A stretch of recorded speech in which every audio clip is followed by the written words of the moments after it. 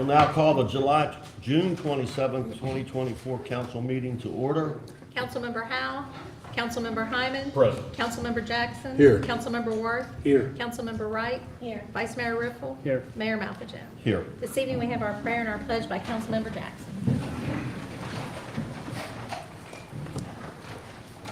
Dear Heavenly Father, we come before you this evening and we ask that our business aligns with yours. We ask that you bless us and you give us your grace and your mercy. In Jesus' name we pray. Amen. Amen. I pledge allegiance to the flag of the United States of America and to the republic for which it stands, one nation, under God, indivisible, with liberty and justice for all. Petitions, communications, and public hearings. Chris Lane wishes to address council regarding a meeting in the fire chief. How is everybody seated? So I believe it's 3 weeks ago I was up here. Let council know that I'd been making several attempts and requests to schedule a meeting with the city manager. 3 weeks has passed by and there's been zero response from the city and from the city manager's office to set a meeting. Happy to keep coming back, happy to keep requesting, but it seems like at the end of last meeting, you guys did a review on the city manager, and I guess there's a new contract up for the city manager. Is she stonewalling just me for this meeting? Or is she just stonewalling people she doesn't like? Is that the best interest of the city? Is it professional? Not sure. Speaking of professionalism, heard a few hours ago what seems to be going on here recently with the fire chief. Chief McIntyre, pretty good guy. Known him a little bit over the years, seen him a lot here. Can't say a bad word about him. Seems like he was trying to do the right thing for his firefighters, for overtime that they had received, should have received, that they earned. Folks and individuals that's putting their lives on the line for citizen safeties. And coincidentally, within days, he's fired over a painting in his office. It's disappointing. Seems completely unprofessional and a flat-right disgrace if he was truly terminated as retaliation for supporting his firefighters, for trying to do what was right. I think there's a lot of eyes, a lot of attention on the city right now, on each and every one of you up there in council, to see how you're going to respond to this issue, who's going to speak, who's going to remain quiet, who's going to take action, and who's not going to do anything.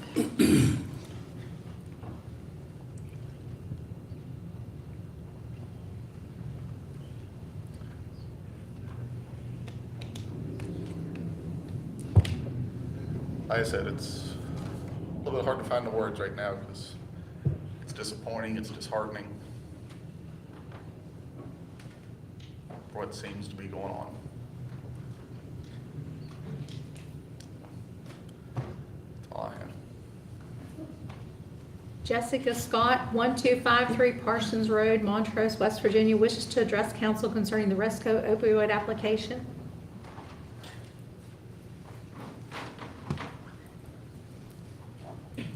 Good evening. My name is Dr. Jessica Scott. I'm here to represent myself and my colleague, Dr. Deborah Dean Murphy, who could not be here this evening. We are the co-directors of the Center for Restorative Justice at West Virginia Wesleyan College, and we also serve on the board of Resilience Collaborative. Together with the Resilience Collaborative, we have been serving meals and facilitating circle conversations every Friday at First United Methodist Church here in Clarksburg for the past 3 years. I should probably have also said that I'm the organist at First United Methodist Church, and I grew up in Clarksburg as well. Through our experience of facilitating circles, we have gotten to know dozens of people who have been housed through Resilience Collaborative and other folks who live on the streets of Clarksburg. I have formally interviewed with some grant-funded research from the One Foundation 30 to 40 individuals and have talked informally to dozens of others. And the one distinctive feature of all of their stories is loss. Death of a loved one precipitated the loss of employment, loss of housing, and the onset of addiction. I would say that that loss is also accompanied by a lack of resources, lack of mental health resources, lack of financial resources, where some of us who are regularly employed might have something of a buffer in terms of FMLA or other kinds of access to health insurance. These folks already live on the margins of society. They're already housing and food insecure. They don't have that buffer. When a loss occurs, then it's very disruptive to their lives. Money that's being dispersed from the opioid settlements is meant to alleviate some of the damage that the opioid epidemic has wrought and continues to wreak on the Appalachian communities. The true devastation of pills manufactured and prescribed to create and sustain addiction was death for many and despair for those who lived but lost everything: their homes, their relationships to family, their livelihoods, and their hope for the future. The work of Resilience Collaborative is rebuilding through the creation of community bonds and housing and healthcare support that hope for the future for folks who have had that hope stolen from them by addiction, by poverty, by loss, and by the denial of their dignity. We're just here to support the disbursement of these funds to the Resilience Collaborative because the work that they do is incredibly, incredibly important. Getting people into housing, supporting them through the process of being housed, and also building community for folks who are newly in housing, who are just trying to build their lives back again, and who need a community around them to do that with. Very infrequently do any of us do anything on our own. And these folks have experienced isolation through the loss and the kind of disrupted relationships that they've experienced. And so those resources are vital to help these folks repair their lives and to be integrated back into the community from which they seem to often be expelled. And so we're here to support Resilience Collaborative's application for those funds. Thank you. Thank you. Tom Ryan, 339 Washington Avenue, wishes to address council concerning the same application. Hi there, I'm Tom Ryan. If you've read the proposal, I'm the nurse. You can call me Nurse Tom.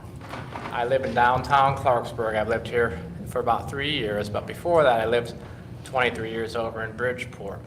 When I wasn't working in Bridgeport, I was here in downtown, doing my part with the United Way to progress things. Didn't matter what it was. I was a campaign chair like Wayne. I'm not even going to go into it all. If you want to know a little bit about me, talk to my good friend Wayne here. But I'm a co-founder of Resco, and together we've served probably 300 clients over the past 4 years.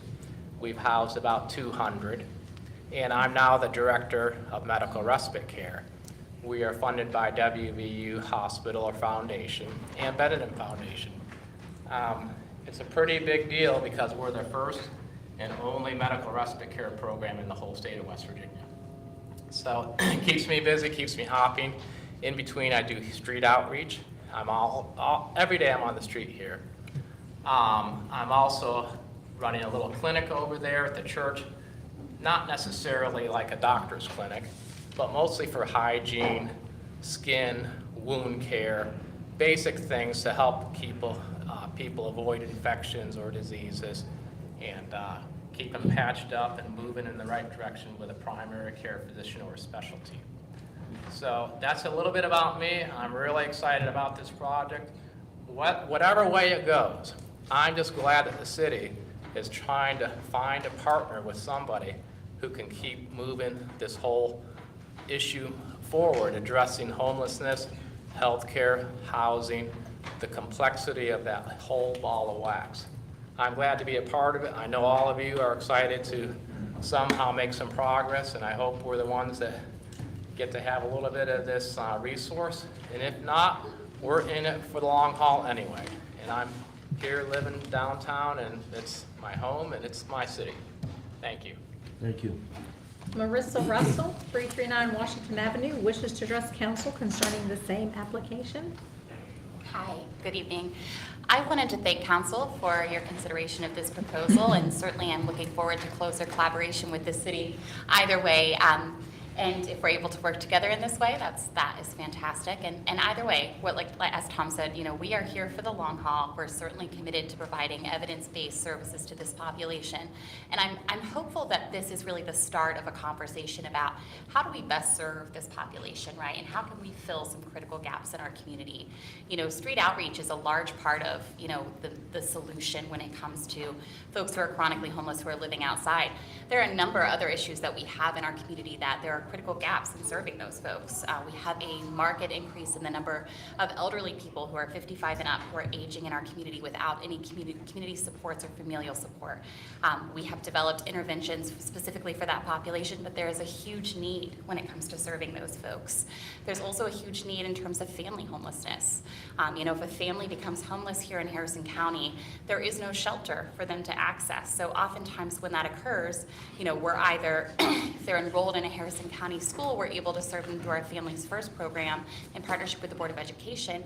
However, if they have a child who's not yet enrolled in a Harrison County school, who's say 3 or 4 years old, they're not eligible for that program. And our only option at that point is to link them to shelter in another county. I can tell you just this week that I've had that situation and have had to call shelters all across the state and was not able to find a shelter bed for that family, even going as far as Raleigh County. So there are some critical gaps within the system. I really am hopeful that this is the start of a conversation about how do we push this issue forward and start to really create some long-lasting infrastructure that is going to be capable of addressing this problem as it evolves. Certainly, I think that we see this issue, particularly with street homelessness, change so much based on the drug supply, right? I mean, at this point, we're seeing a new drug that is hitting our streets every month. It seems that every iteration is deadlier than the one that came before it. So I certainly think that there's a lot of hard work to do. I don't want anyone to think that street outreach is a panacea for all of this. It's certainly not. It's a part of the solution, and certainly there's a whole lot of work needed to mitigate some of the effects that we've seen as a result of substance use here in our community. But I'm hopeful that our collaboration can move forward and can be part of that solution. I also want to say that I really hope that all of you will take the time to come down to our clinic and see what our work looks like on the ground level. Certainly that invitation is available to you, and certainly to anyone else who would like to get a look at what that work looks like, what it feels like. The only thing I ask is that you come ready to roll up your sleeves and do your part while you're there, and we'd love to have you. And that's every Friday from 12 to 3 at First United Methodist Church in the Fellowship Hall. Thank you. Thank you. Xavier Scott wishes to address council concerning the same issue.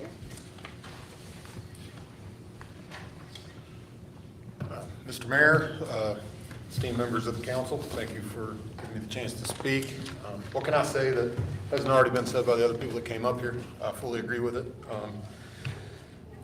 As many of you might know, I'm a Clarksburg native myself. Grew up here, live in Buchanan now, but I am involved with the Resilience Collaborative, and I myself am somebody who is in recovery, and I think that most every person in this room, and I'm assuming most of the people on the council, probably know or deal with one loved one or family member who deals with these issues, and it's a challenge. And what Marissa and Tom and Jessica and all of them are trying to do is a good thing, and it could use all the support that you can possibly provide to it, because I don't think there's anybody that will fight as hard or advocate as hard as Marissa and Jessica and Tom will do. And they're doing it the right way.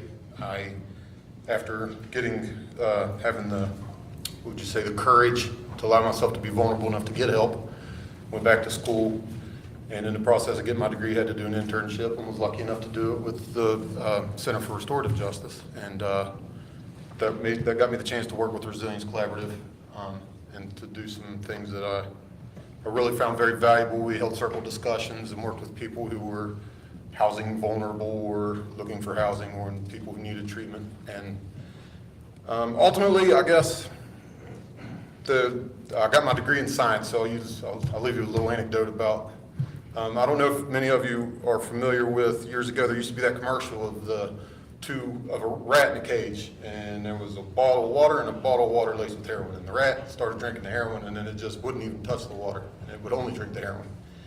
And so they said, heroin will kill you. So a scientist came along and he said, well, there's a problem with this test. We just got this rat alone in this cage, and we gave him these two options, and maybe he doesn't have anything else to do. So let's make Ratopia, and we'll leave regular water and water with heroin there. And we'll give him other rat buddies to play with, and we'll do all that. And they did that, and what they found was none of the rats drank the heroin water, even though it was right there and readily available to them. And ultimately, what the fellow said when he gave a talk about it was that the opposite of addiction is inclusion. And I think what Jessica and Marissa and Tom are trying to do is to help the people that feel outcast in the community to feel included again, and to find the strength and the courage to go get the help they need. So anything you can do to provide them with that, the resources to make that happen, I would strongly encourage you to do so. Thank you. Thank you, sir. Approval of the minutes of the regular session of June 6, 2024. I move we approve the regular session minutes for June 6, 2024. We have a motion. Do we have a second? Second. All in favor? Aye. All opposed? Motion carries. Approval of the conference work session minutes of June 12, 2024. I move we approve those minutes. We have a motion and a second. All in favor? Aye. All opposed? Motion carries. Unfinished business, consideration of second and final reading and public hearing of an ordinance exercising option and purchase of YMCA real property from the Municipal Building Commission, Clarksburg, West Virginia. Notices regarding the public hearing appeared in the Exponent Telegram on June 19th and June 26th. We will now open the public hearing. Anyone wishing to speak for or against may do so at this time. We will now close the public hearing. So moved. Second. We have a motion and a second. Discussion. I would like to say that I'm in favor of this, but there needs to be some options out there. 1A is that we get first refusal if they should somehow go belly up. And second, we need to be able to, if they have a lien on the property, we should be able to get over that hurdle. So once, if this passes and it goes on a future agenda, we will put all those topics on and talk to the municipal lawyer, what we can put in the agreement to mitigate any of those concerns that could potentially happen. Anyone else? I had a question. Isn't already, I guess, within the original proposal or deed, that if that property, if the YMCA had that property and say something happened where they couldn't, if it did go belly up, that the city would retain it again? It was, and this would be a new agreement. Okay. Yeah. Anyone else? We have a motion and a second. All in favor? Aye. All opposed? Motion carries. Consideration of second and final reading and public hearing of an ordinance establishing salaries or compensation for municipal officers and employees for fiscal year 2024, 2025, and replacing all inconsistent ordinances. Notices appeared as previously stated. We will now open the public hearing. Anyone wishing to speak for or against may do so at this time. We'll close the public hearing. Move we approve an ordinance establishing salaries and compensation for municipal officers and employees for fiscal year 24, 25, and replacing all inconsistent ordinances. Second. We have a motion and a second. All in favor? Aye. All opposed? Motion carries. Consideration of second and final reading and public hearing of an ordinance to convey real property situate at the corner of 3rd Street and West Pike Street, being the former site of the Clarksburg City Hall building, to the Clarksburg Land Reuse Agency. Notices appeared as previously stated. We will now open the public hearing. Anyone wishing to speak for or against may do so at this time. We will close the public hearing. We have a motion. So, Second. We have a motion and a second. All- discussion. So, I have a question about this. So if it does get moved to the Land Reuse Agency, okay, or say if it doesn't, and if it gets voted down tonight or whatever, and it still maintains in the city's hands. Is the city only allowed to, city council only allowed to approve it to be on an auction? Well, if the city wants it to go to an auction, the city doesn't have the same opportunities like the LRA does to put out a reuse plan or a request for proposals, where you could look at 8 different plans and pick the best one you think would fit for the city. Council does not have that option. And, okay, I understand that. So if it does stay within the city, well, let me ask this. So if it goes to the LRA, council no longer has any control of it? No, the LRA, same as the URA, are independent boards. The LRA is made up of 3 staff and 2 members of the public. So that decision will be made to them, but council's been pretty clear that what they're looking for. So of course the LRA would take that into consideration. But if they do recommend something and they vote on it to approve it, then it's not a recommendation that goes back to council That is for us to correct. vote on. So it would be totally up to them. That is correct. Yeah, my only concern about that is that this piece of property seems to be very important to a lot of folks here in Clarksburg. And it's a city asset. And, you know, it's hard to, you know, city assets, you know, of that magnitude are hard to come by. And my concern is that council really won't have a whole lot of say in that. And that's kind of been my concern. It's not that I don't think the LRA doesn't have professionals on there. I believe they do. I mean, I have full faith in the LRA. But at the same time, you know, my vision of the LRA was was what I thought was that we were gonna, you know, purchase properties at tax sale that needed redevelopment plans that would help, you know, residential growth, not move city assets, you know, from the city to the LRA. So that's just my concern about that. And that's all I've got to say about that. Thank you. Anyone else? It's difficult to understand some of the concerns. You know, a lot of people have spoken to me about what's going to happen with that property, and they don't want it to go to certain individuals in the city who have made offers on the property before. And it's, again, it seems like, and I agree with you, Wayne, it seems like the LRA is not really set up to do what we're doing here. However, it seems like it's the best avenue to move the property out of the city's control, which has sat vacant for 17 years, has been through several ideas since we've been on council, which have failed twice. I believe the gazebo that was purchased by the beautification committee ended up at the shooting range. You know, there was an idea for bocce courts, which didn't pan out. So my concern is that if this doesn't move, and maybe it's not a concern to some people, maybe some people want to see it mowed for 17 more years. You know, I believe we put this into the hands of the LRA, get a appraisal, and if they get a reasonable offer, which we can dictate to the LRA, at least tell them what we would like to see, then it'll move and the free market will decide what happens to that lot over there, and not the beautification committee or the URA or anybody else. And somebody's going to buy it, and so whether they choose to develop it or not, they're going to get it. So I'm going to support this because we just need to act. And I think that's been a problem for our council for the last 3 years, is acting. And I just have one more question. I'm going to pick it back off of you, Councilman Hyman. When it comes to the appraisal, so if it does go to the LRA for a redevelopment plan, will there be an appraisal on that property?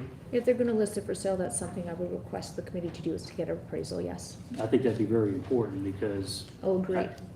I don't really believe that we should just be, you know, pushing property. And this is why I believe, like, my whole vision with the land bank was was to buy, properties from the tax sale that were relatively cheap, shoot, the auditor sometimes will give them away for you for $100. I just don't want this property to end up being like that. I want to make sure there's an appraisal on it. We're going to get a good fair market value on that.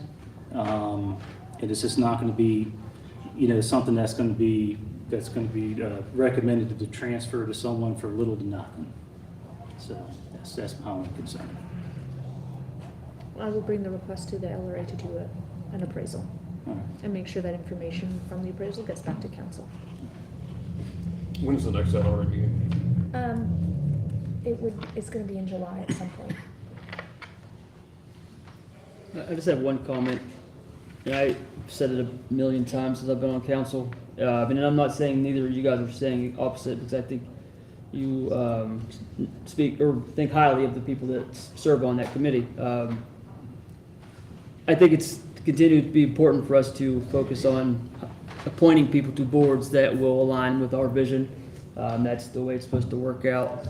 I think it's part of the organization of, council and, selecting committee members and appointing them. A lot of times I think we're empathetic about it. Just reappointing people. We're not really considering other people, but this is a new board, and I think primarily all of us have been a part of picking the people that were on that board. So in this situation, I think we're all confident in those that will, on that board, that will see this through. It makes me feel good about it. Just hope we keep thinking about those type of things, and when situations like this come up, when we're appointing people, reappointing people, we're finding new people serve on boards. We've got vacancies still. Now I know it drives Annette crazy. She's constantly, we have 3 vacancies there. Hopefully we keep making that a priority. And I was going to say one more thing, and I'll just piggyback off of you, Jerry. It's not that I don't think that the board is full of professionals. They are. I mean, I recommended 2 of them be on that board, and they're phenomenal professionals. My only concern is that this is a piece of property. We're moving a city asset to the land reuse agency. When my vision of land reuse agency was to buy properties at tax sale, or from the auditor, to redevelop. So this is a little different. Now, I don't think it has anything to do with, the board makeup. The board makeup is wonderful. I mean, even the city staff that are on there, I think, it's good. I mean, I'm going to support this because my question, my request to have at least an appraisal on that, I think is very important, because this is, to me, for a land bank, this is kind of unprecedented to move a city asset to the LRA, for a redevelopment plan. Usually it's a URA that you do something like that for. So I just want to make sure that, that we're just not going to move a piece of property to the land bank, and then it's just going to get handed over to the person that has the best proposal, to build something on there, and we're not going to get a good fair market value out of that. That's my only concern. So, and that's all I got to say. I'll shut up now. Anyone else? I think we just got to make it super clear that, if the property's not getting the offers that we want after the listing expires, it'll come back right to the city. I mean, I guess we pass an ordinance to move it back to the city's hands, I guess. Well, the will of council is, if it doesn't at least meet the minimum appraisal, council's wishes not to be sold, I will bring that to the committee. I mean, I don't expect it to get every, obviously it's not, no one's gonna get what they're asking for out of a property, if you're selling your house. I mean, in some markets they do, yeah, don't get me wrong, but it seems like this is most likely not going to get what it's appraised for. But I think we should still at least entertain these offers as long as they're not $25,000 or something ridiculous. I think the LRA probably will do what we want it to do. If it doesn't, I just can't see that happening the way, the concerns are. And the other idea, the green space idea, 1 block from here is the Baltimore lot, that's a green space. There's, what, 14 public parks in this city. You know, if there was any attachment to it, there's nothing there to be attached to. So, you know, I'm not quite sure I understand the concern of some people in the community who are just like, well, it's the last green space in the city. It's, you know, it doesn't make sense to me. Yes, I want it to be done responsibly. I want it to get as much as we can out of it. But you know, I think it's time to move on. Time to move on from that property. And with that, all in favor? Aye. All opposed? Motion carries. Consideration of second reading of an ordinance authorizing the acquisition and construction of additions, betterments, and improvements to the existing public waterworks system of the city of Clarksburg and the financing of the costs not otherwise provided thereof through the issuance by the city of not more than $35 million in original aggregate principal amount of water revenue bonds, Series 2024A, West Virginia DWTRF program, providing for the rights and remedies of and security for the registered owners of such bonds, authorizing execution and delivery of all documents relating to the issuance of such bonds, approving, ratifying, and confirming a loan agreement related to such bonds, authorizing the sale and providing for the terms and provisions of such bonds, and adopting other provisions related thereto.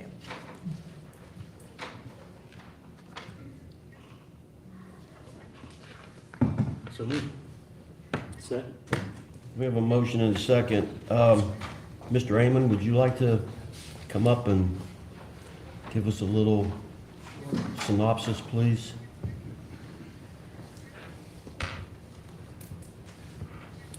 So, Tom Amon with Steptoe and Johnson, bond counsel for this particular project. So there are 2 ordinances. Of course, this is mostly the lead service line replacement project. And so fortunately, with the stimulus programs that have been passed by Congress, there is a lot of, in essence, grant money available for public infrastructure right now. And the city's able to take advantage of this for this particular line replacement. The West Virginia Water Development Authority has tens of millions of dollars in grant funding available that they're putting into water and sewer projects. It's a very unique time for the city to be able to take advantage of those funds and do the type of replacement work that's being done right now. So your timing is very good, fortunately. So we have, in essence, 2 bond ordinances which cover 3 different loans. We have the base loan program, and that is a repayable loan. Unfortunately, some of this money is borrowed and does have to be repaid. That is a approximately $26 million financing for that, and that's it. However, it's a very subsidized rate, 0.5%. You're certainly not going to find that in the open market with any bank. So you're fortunate to have state subsidized funding available to cover that cost. Very favorable. Excuse me. Also a repayment term of 40 years. So you're able to spread that cost over a long repayment period of time. Then you've got a principal forgiveness loan, which is approximately $6.5 million. And again, as I had explained before on that, as those monies are advanced, that particular program doesn't have the ability to make grants, so it has to be done by principal forgiveness loan. So at the conclusion of each fiscal year in which funds are advanced, they are forgiven. So that's the way that program works. And then at the conclusion of the final fiscal year in which all the funds have been advanced, that loan is essentially discharged. Then you've got the other lead service line replacement. That is repayable, approximately $6.2 million. However, that is at 0%. Very favorable, 30-year repayment term. So, and the grant funding that's involved, US EPA, approximately $6.8 million. You've got that West Virginia Water Development Authority funding that I had mentioned, $8.5 million. grant money. And then US EPA, I had mentioned that, 6.8 million. So those are your funding sources. Obviously, it's a very large project, but you're able to capitalize. So for the city's borrowed funds, you have a very significant amount of grant funding and principal forgiveness funding in this project. So we're on second reading of the two bond ordinances this evening. We will then take care of publishing a legal ad. Then at council's meeting on the 18th, we will have the public hearings on the two ordinances and consider those for final enactment. We will also, separately as a legal requirement, council has a project ordinance that will start running on the 18th. That's only 2 readings. The legal ad, second on August 1st. We'll publish on the 9th the ad for the public hearing on the 18th at that next council meeting. So that will just describe what the project is, what the prior rates were, and what the rate increase that's already been enacted by the water board, what that was that's associated with the project and the repayment of the loan portions of this. So that's just basically notice to the public. And again, a hearing associated with that on the 18th. So we're trying to get authorization to bid the project right now. And so the list of things that are necessary for that is really starting to narrow down to, there were like 36 rights of way that were necessary. There's down to 1. If that is not able to be obtained, might have to file for a right of entry with respect to that. But it's down to 3 or 4 items. So getting close to that authorization to bid, which is the goal that we're trying to get to. So the state funding agencies for the grant funding are advising that they really want the project to be authorized to bid by August 15th, or the funding is in jeopardy of being lost, state funding. So there's a big push to have that done. So that's what we're trying to achieve right now. So that's all I have on that right now. Anybody have any questions for Mr. Raymond? Mr. Raymond, could you describe to people who may not understand, including council or anybody watching, the relationship between the water board and the city of Clarksburg, and why the city has to apply for the bonds and pretty much do all the financing while the water board does all the ordinances for the bidding? It's a great question. And Clarksburg is very unique with respect to your structure. It's the only structure in the state that has basically a legislative charter for the city that set out that the water board was to be elected by the citizens. And then also they're unique in that they're the only water board in the state that has the power to set rates and charges with respect to the water system. So a lot of unique powers for a water board to have, but nonetheless and so they do handle the water rates, they do handle construction of the project. They will be the party to the construction contract. Under the charter and also under state law, they operate and maintain the system. So they have all responsibility for operation, maintenance, any construction projects, water rate increases. So they basically manage this, but also under state law, if monies need to be borrowed, they give a directive, take official action directing council to enact a bond ordinance and issue bonds to complete any borrowing. And also under state law, all the bonding statutes contemplate that the municipality would be the issuer of the bonds.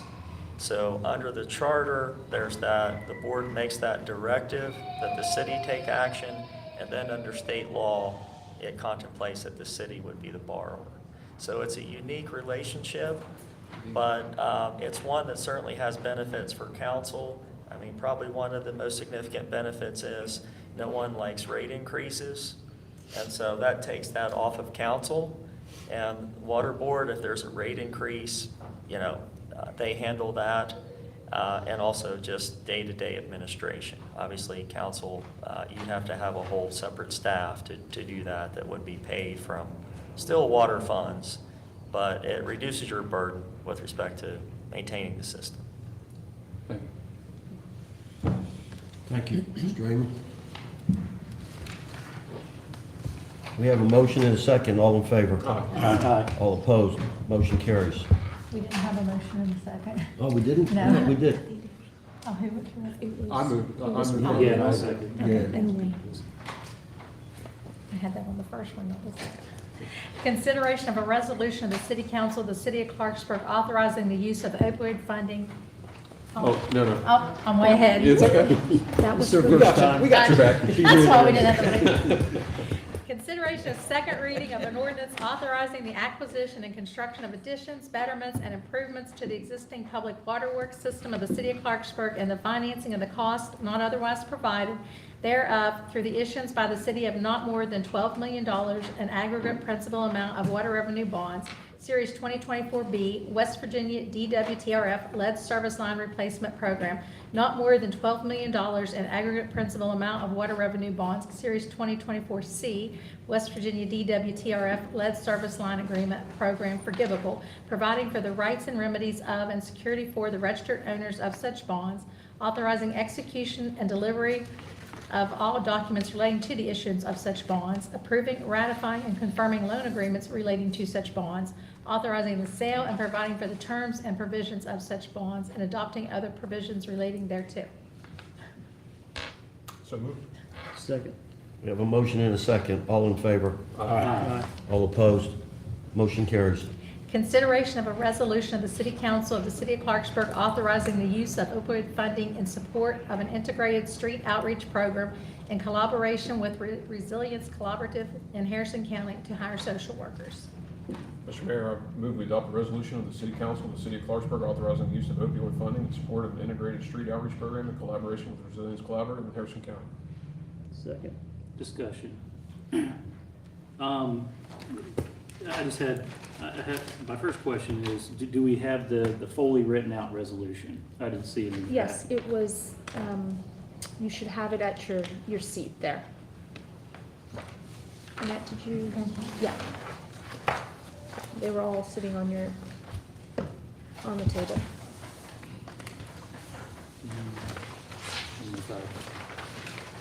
Because I looked in the section where the MOU was, and I did not see the resolution. Yeah, it's actually Oh, okay, I see it four right pages here. long. Okay. All right, sorry, I just found it, so.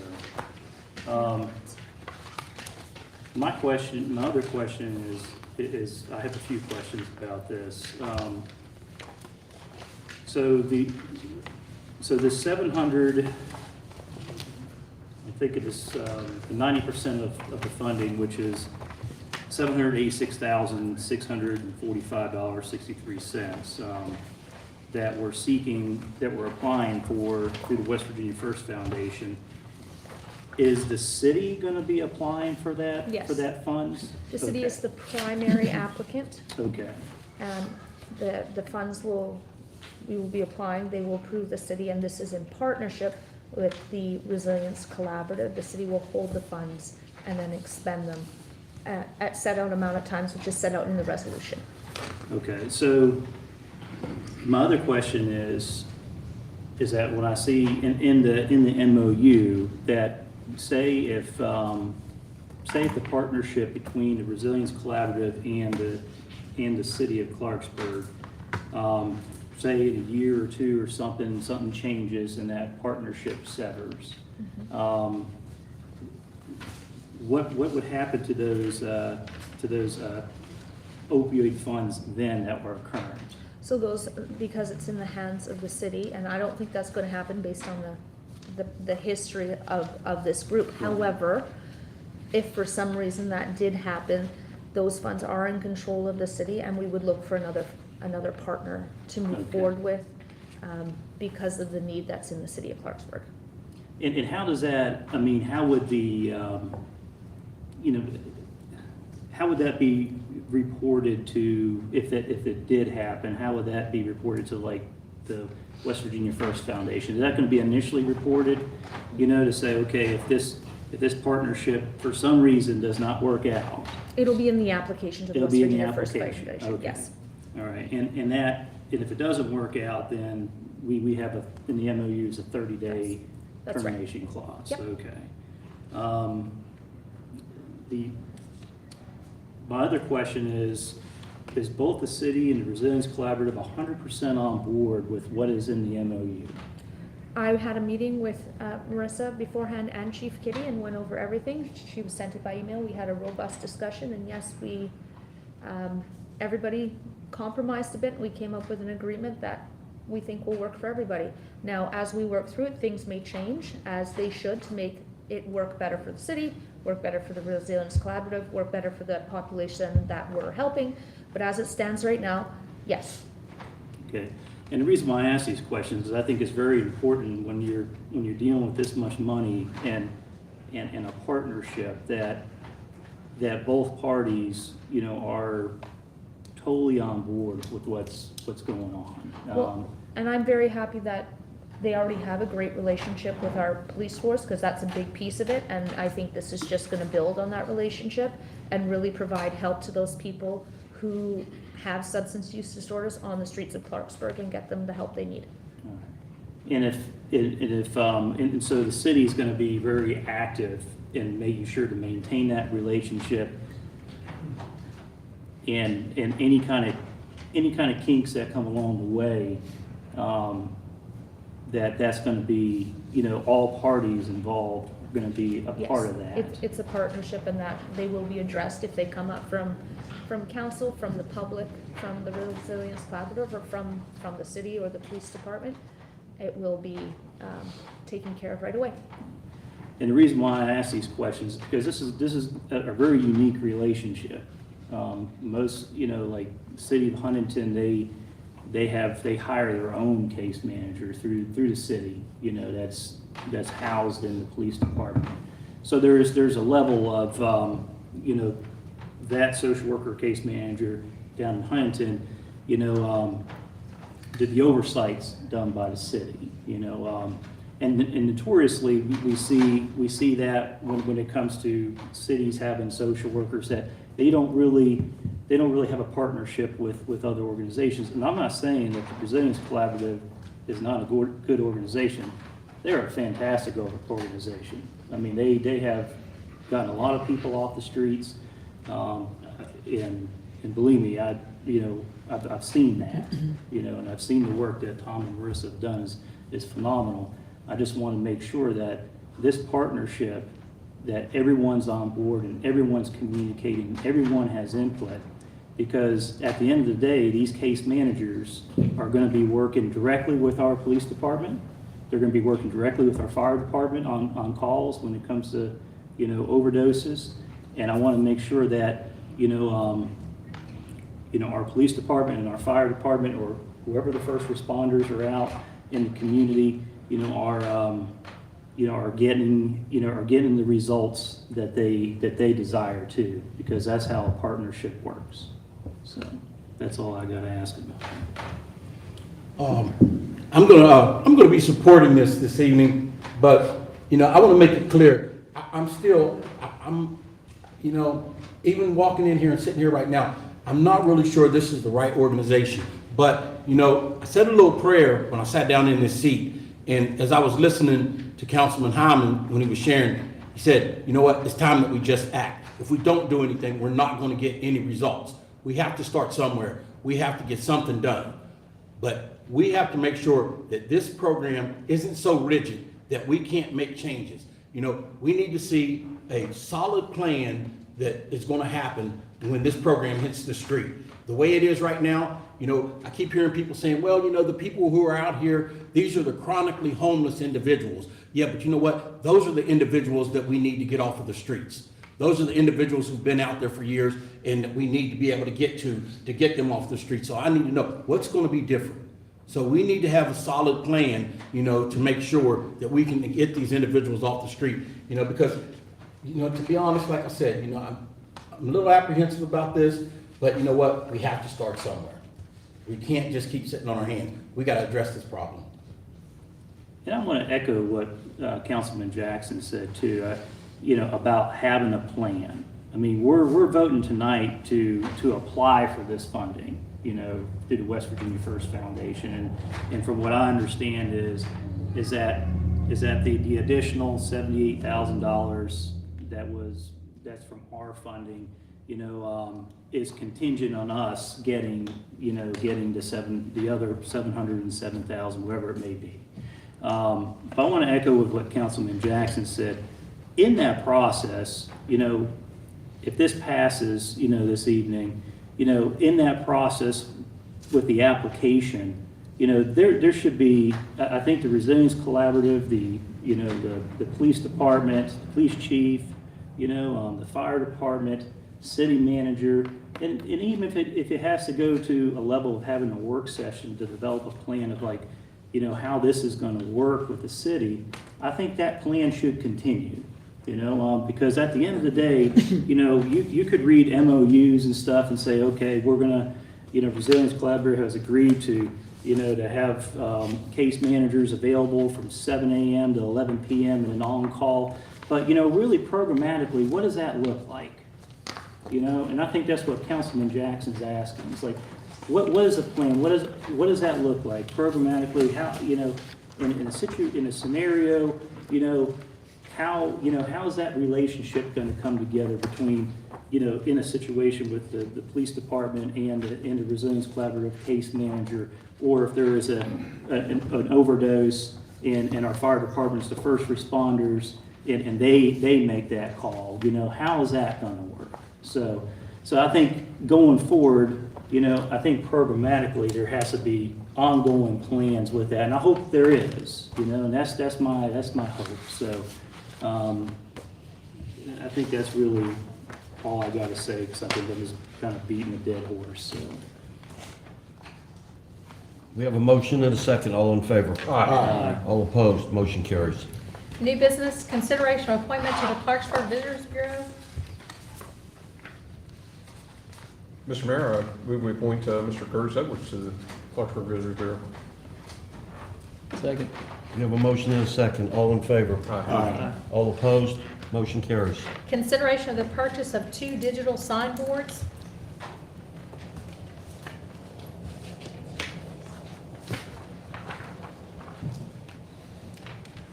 The lowest bidder was A&A Safety at $34,990. And council, this is in the budget. The budget line is for $40,000. The police chief believes these will be useful in different areas throughout the city. Even right now, part of the highways are sectioned off. It would be really great to give people some advance notice of that. There's been some accidents, and these boards would help in those type of situations. I'm just going to make a motion first. That way we could, if someone seconds it, we'll have further discussion on it. Second. So discussion, so can you just explain what these signboards are? I'm sorry, it's such a big agenda, I didn't really look through all of it. Chief, if you wouldn't mind coming forward. They were originally talked about, I think last year with John Whitmore under Economic Development in conjunction. They would be used, they can be used for the street department, fire department, police department. They're message boards that you see along the interstate. They can be programmed from the computer, from the office here, out on the street. If you have an event, say at Rob's Grand, you can put the message boards down by the library, tell people to slow down, pedestrians. First Fridays, you can put them out with arrows showing where First Fridays are, festivals.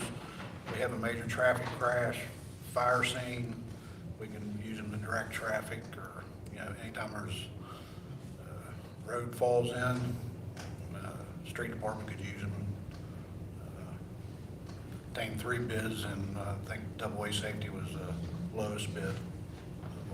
So they're pretty much just like the DOH. They look just, Yeah, they're it's the like they same have on the thing. interstate. They're solar charged. They'll keep running as long as they're in the sun or in the daylight. Has a battery backup. So they just go to a trailer, or I mean, like, it's like a trailer, you just hitch it to Yeah, a, hook up something with a hitch and pull it to wherever you need, set it up. And it's programmed off of a computer program, off a laptop. And it's got, I think, 3 lines, up to 8 characters on each line. You can put whatever message you want on them. any message? Don't get any ideas. I mean, I believe, I know Buchanan just purchased the same thing last year when they had the big band festival or something up there. Bridgeport has a couple of them, Charleston, Huntington, several cities have Thank you, Chief. We have a motion and a second. All in favor? Aye. All opposed? Motion carries. And that is awarded for A&A safety, I guess, should we Yes. list that as the amount, or? A&A Yes. safety, yes. Sorry, 34,909. Okay. Do sorry. you want me to make that a motion, or If do you want to want redo it, or? If you want to make that a motion. I guess I'll move to approve the purchase of a traffic sign for the total amount of $34,990 for A&A safety. Second. All in favor? There we All go. opposed? We'll get it right. At this That's time- 2 sides, by the way, Mr. Hyman. Oh, yes, Two. sorry about that, too. I got that. Okay. Um, We'll deviate from the agenda for council comments.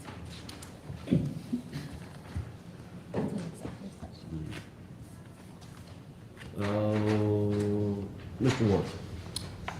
Well, I thank everyone for coming out. We've had a pretty full agenda tonight. I like it doesn't seem like it's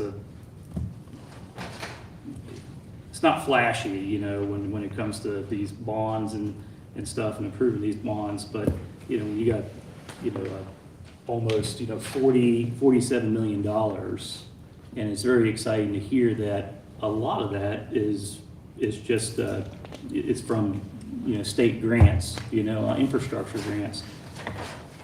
You know, infrastructure, you know, in the city, you know, if you don't have a proper infrastructure in the city, you don't really have a city. And it's good to see Mr. Aming come up and talk a lot about, you know, these bonds, and also talk about, you know, how, you know, the interest rates, you know, 0.5% on some of these is really good, and the state's gonna help compensate for, you know, the other, you know, whatever percentage, you know, those interest rates are, you know, to save the city and the taxpayers a lot of money, you know, in the future, and to help with, you know, with the rates too, you know, because at the end of the day, you know, when it comes to this big water project, it's gonna probably affect, you know, people's water rates, so, but it's good to see that we're really, you know, working on our infrastructure. The other thing is, you know, with the case managers, I'm really happy to see that, you know, the city is able to forge a partnership with the Resilience Collaborative to, you know, and the city is applying for this funding, you know, and I hope and I believe that that relationship, you know, will be a good relationship. And at the end of the day, you know, it's about helping those folks that are on the street, that are broken, you know, trying to find that, you know, trying to find that path to recovery and the life that they want back for themselves. And I work at the Davenport Center, and, you know, I help people get into treatment all the time. And it's really a blessing, you know, when you see folks come back, you know, from, you know, a 90-day program, you know, and they're 20 pounds heavier, and now they're able to see their kids, and they have a job, and they have their life back, and they feel some self-worth. I think that's what we all want, you know, out of this, and all want in our city. You know, as for you know, some of the other items, you know, I mean, I was really on the fence about the property there on 3rd Street, the old City Hall property, because, you know, a lot of folks have contacted me, and that was, you know, to people is a very important property, and the land bank's very important to me too. You know, it was something I really pushed hard for, even, you know, when I first got elected. You know, and it took about a year or two to, you know, to get one started, and I think, you know, the folks on the land bank, on the LRA board are awesome people. James Swagger, Mary Hunt, our city manager, you know, code enforcement director. I mean, all those are professional folks that I think are going to make the best decision on this. I asked a lot of questions because I just want to make sure that, you know, that that the procedure is done right and that we're looking at all angles, you know, before we just make a decision on things. So, and I got a lot of those questions answered, so that's good. Other than that, you know, wish everybody a good weekend and, you know, I Mr. guess Moore, happy 4th of I'd be July. remiss if I did not mention to you that this is Ms. Wright's last council meeting. Oh, yes. Okay, well. Hattie Wright. Let me tell you something about Hattie Wright. So,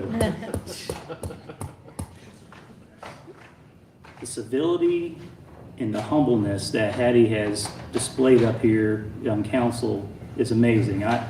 You know, a lot of times in politics, it's always a fight. I guess the definition of politics is to struggle over money.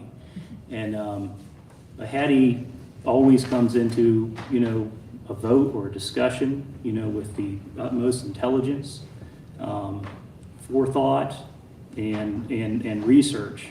And she does it with grace. And so that's what I'm going to miss, you know, when Hattie's gone. And I hope, you know, 2 years from now, she thinks about running again. So, because a lot of times in this business, it could be kind of cutthroat. And sometimes you need folks up here, you know, that are balanced and, you know, and are willing to have, you know, good debate and discussion, you know, without taking things personally, and that's Hattie. And I'm going to say that's the rest of our council too, you know, this council at least. And so I'm going to miss Hattie up here, and, you know, even if you don't, you know, decide to run again, you know what, I always believe that, you know, you'll be a leader just in anything you do in life, whether that's, you know, being a leader in your family or in the community or in your profession. And I do appreciate your time up here. So that's all I've got to say. Councilman Hammond? Thanks, Mayor. Glad everybody can make it out. I know there's some issues that we're dealing with at the moment. I'm sure we're going to sort it out somehow, one way or another. And I appreciate just some patience. And I'm glad we could finally move on this property. I know it's been a while. But yeah, I think Jerry says it a lot. The wheels of government move pretty slow, and they've been stuck in the mud. And you know, for that property, it's been 17 years. I mean, 17 years for that property. So, you know, I think it's in safe hands. I really do. You know, and I think they're going to give us their input from the LRA. I think Wayne is going to report to us. I believe he's the council rep at the LRA. So, you know, I'm hoping that he gives us all the info, and we can talk to him about where it's going to go, and, you know, we can, you know, give some input along the way to make sure that our voices are heard too. You know, I don't believe for 1 second that they're going to go off willy-nilly and, you know, do something crazy. I just don't believe that for 1 second. So, that being said, it's great to finally have these social workers. I know we've talked about the cooperation with this organization, the United Way, Resilience Collaborative, I think, is the best thing we can do at the moment. I know ever since we got that money, I know Wayne and Mark talked about it and talked about it and talked about it, and we finally see some action, and, you know, it was difficult. You know, I don't blame you for asking questions. You know, that's what we're supposed to do.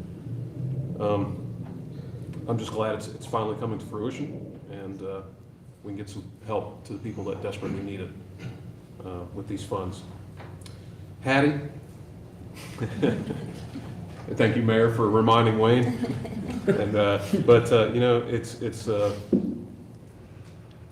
you came at the right time. You know, when you came to this council, I think we were desperately seeking people like you and others to join us up here. And we've made some really good decisions, and I think we've made some progress. Although you know, we've had our moments, and I think it's unfortunate the way it shook out, but like Wayne said, I hope we see you again, whether it's in 2 years or maybe take a stab at the State House. That'd be kind of neat, huh? I know somebody who can nominate you. But I do appreciate all your time up here, and hopefully we'll see you again. And anytime you feel that you have to reach out and yell at us, you know our email address at least, and our phone number. So anytime, Hattie, I hope we see you again, and I hope you enjoy some time off before you come back or go somewhere else. So, Thank you. thanks, I appreciate it. Mr. Jackson? I would like to thank everyone for coming out this evening and airing your concerns. And, you know, as Councilman Hyman said, you know, there are things going on, but, you know, let's not all get gaslit. You know, let's let the process work itself out. You know, I'm not here to do anything dishonest. I'm trying to do the best job that I can up here, as I know the rest of our council is. So, you know, let's let this process work itself out. You know, journey of 1,000 miles starts with a single step. You know, we took a big step today in getting the social workers out there. You know, and I think that, you know, that will benefit our police department. That will benefit our fire department. You know, we have to start making moves. We can't sit back afraid to make these decisions. You know, that's not why we're here, and that's not what the people elected us for. You know, yeah, they're difficult decisions, and, you know, I've been gut-wrenched with this since the work session. Just knots in my stomach, all the way up until that vote. But, you know, hopefully, you know, this will help the people of the city of Clarksburg, you know, the people who are on the streets, the people who need the help, you know, and we can get things moving forward, you know, just continue to make some progress in our city. Thank you all. And, oh, Hattie. I would just like to say, you know, Hattie was that calming voice. I could call and bounce things off of Hattie, and she would always hit me with some number stuff, you know, and it always went straight over my head. I was like, I don't know what she's talking about. But, you know, it's been a pleasure to sit on council with you, and, you know, I hope to see you back here on council. You know, your humbleness, you know, you were a calming presence among us all. And, you know, I always enjoy calling and having that conversation. If there's something that I wasn't really sure about, I could throw, and you would usually throw something out there that I wasn't thinking. I was like, you know, I never looked at it from that angle. So, you know, I really appreciate, you know, being able to serve this time on council with you. And I look forward to seeing you back if you decide you want to come back this route again. And, you know, at some point here real soon, we welcome Mr. Deans on the council with us. That's right. Thank you. Vice Mayor? I'm always excited to see the big agendas with a lot of things, but I also know what it takes to go into putting these bigger agendas together, all the work it takes. I want to thank the city manager, Marissa, everybody with the collaboration and everybody coming together and getting this figured out. Xavier, appreciate you coming. I'd like to see somebody from Clarksburg that's a part of that, that's, you know, knows Clarksburg, the back streets, the alleyways, everything. So it makes me feel better. You know, I strongly believe in Marissa and Tom, and, you know, and I didn't even know you were a part of it. Glad to see that. I wish you did with Buchanan, so come on back. But, you know, appreciate you coming and speaking as well. I like the agenda also because it's things that it's like, it's allowing progress. It's us going after things. It's whether it's a 17-year empty lot. It's taking, you know, Public Works is getting excited because they might have to cut it, you know, anymore here in the near future. Just, we're going after things. I like that. And just, you know, I always like the bigger agendas. Not all the bigger ones, because sometimes it gets a little, you know, but the Visitor Bureau, Amy, thank you for coming. I'm glad Mr. Edwards can be a part of that. I think he'll add a lot to your guys' group, and, you know, and keep moving forward. And Hattie, so at one time I was the youngest council member in the history of the city of Clarksburg, and I enjoyed it. I told everybody wherever I went. I told everybody. My mom told everybody. Was very excited. Then it was short-lived, and Hattie came and beat the record by like 10 years or something. So I don't know how it is exactly, but. And she did much better job at her age than I would have done at that age, so I'm glad I waited.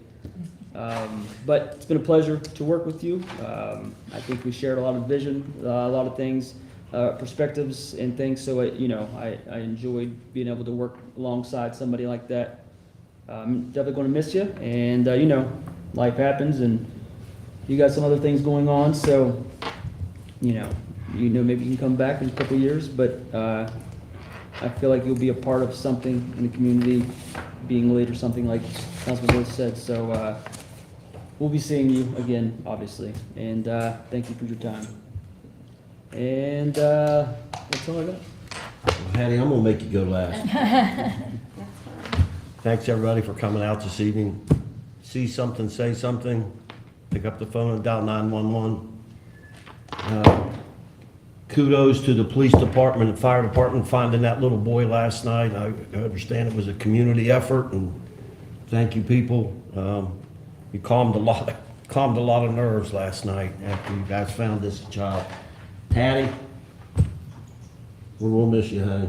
Thank you. I mean, everybody, I echo what everybody else said, so thank you. Take care of that baby, and maybe we'll see you in 2 years. Your turn. Okay, well, thanks everyone for being here tonight. It's nice to see the fire department here, and I hope all the issues moving forward can get resolved in that regard. It's really great to see a lot of progress made on tonight's agenda. As you all know, it's my last meeting. I've really enjoyed being up here, and I've learned so much. I've really enjoyed working with these wonderful gentlemen, the city manager, and of course with the city clerk. A little biased towards her, maybe. But I've really enjoyed my time. I just want to thank everyone for the experience, and I wish Mr. Deems the best of luck and the rest of council, and I know that they all have, the right mindset as to where they want Clarksburg to go. So I truly believe that we'll see more progress. So thank you all, and have a great weekend. Thank you. With the next 3 items being proposed for executive session, I'm going to read all 3. Consideration of a resolution of the City Council of the City of Clarksburg, West Virginia, renewing the employment contract dated June 1, 2023 between the City of Clarksburg and Tiffany Fell, and adopting a new employment contract to be dated June 27, 2024. Discussion regarding potential litigation matters. Discussion regarding proposed economic development project. Okay, pursuant to Chapter 6, Article 9A, Section 4 of the West Virginia Code, I move that council adjourn into executive session to discuss matters involving the purchase, sale, or lease of property, advanced construction planning, the investment of public funds, or other matters involving competition which, if made public, might adversely affect the financial or other interests of the city, to discuss legal matters and personnel matters, and that the following persons be present: mayor and members of city council, city manager, city attorney, and city clerk, and reserving the right to dismiss persons in attendance when and if necessary. So moved. Second. We're into executive session. Okay, vote. You got a vote? You got a vote to go in? All in favor? Aye. All opposed? We voted no We're in this executive before. session. We voted Yes, no we this did. before.